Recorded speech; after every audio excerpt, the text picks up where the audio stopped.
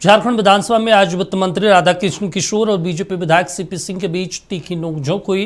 वित्त मंत्री ने विधायकों को दी जाने वाली भूमि को लेने से इनकार किया और कहा कि जहां रैयत खेती कर रहे हैं वहां से उन्हें जबरदस्ती हटाकर वो अपना घर नहीं बनाएंगे। उन्होंने इस अधिग्रहण के लिए पूर्ववर्ती बीजेपी सरकार को दोषी ठहराया।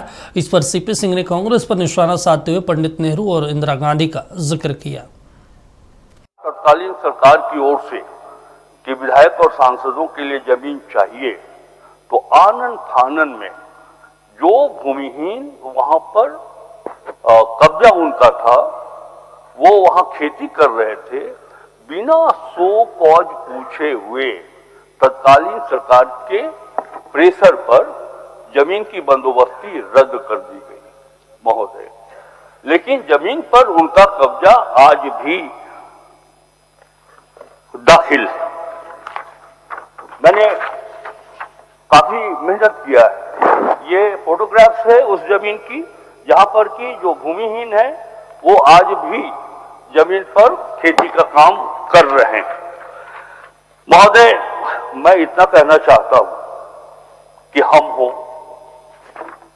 हमारे प्रतिपक्ष विधायक जनप्रतिनिधि है, चाहे वो सत्ता पक्ष हो या विपक्ष हो, हम वैसे जमीन पर, मैं तो अपने बारे में कहना चाहता हूं कि मैं भी इस समिति का सदस्य हूं, लेकिन उस जमीन पर अगर हमारे नाम से रजिस्ट्रेशन होता है तो गरीब आदिवासियों के जमीन पर हम अपना मकान तो नहीं बनाएंगे। मैं सदन में आज ये घोषणा करना चाहता हूं। आप इतने बड़े राजनीतिज्ञ हैं, आपसे कौन पुरस्कार? नहीं, राजनीतिज्ञ कम जनप्रतिनिधि हैं, और उसके बाद आप लोग इतने संस्कारी राजनीतिज्ञ हैं कि गरीबी हटाओ का नारा दे दे करके श्रीमती इंदिरा गांधी वाली पार्टी की आप लोग हैं, जो आज गरीबी तो नहीं हटा, गरीब हट गए, उसी पार्टी के लोग आप लोग।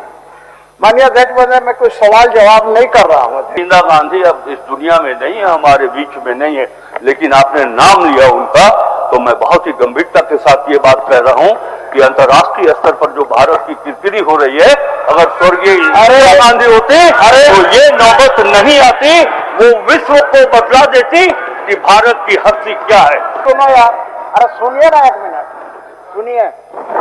देखिए अध्यक्ष महोदय, ये बात सही है कि जो इस सदन का सदस्य नहीं हो उसके बारे में चर्चा नहीं होनी चाहिए, जो मृत हो गया उसके बारे में, लेकिन इतिहास तो इतिहास रहता है ना अध्यक्ष महोदय।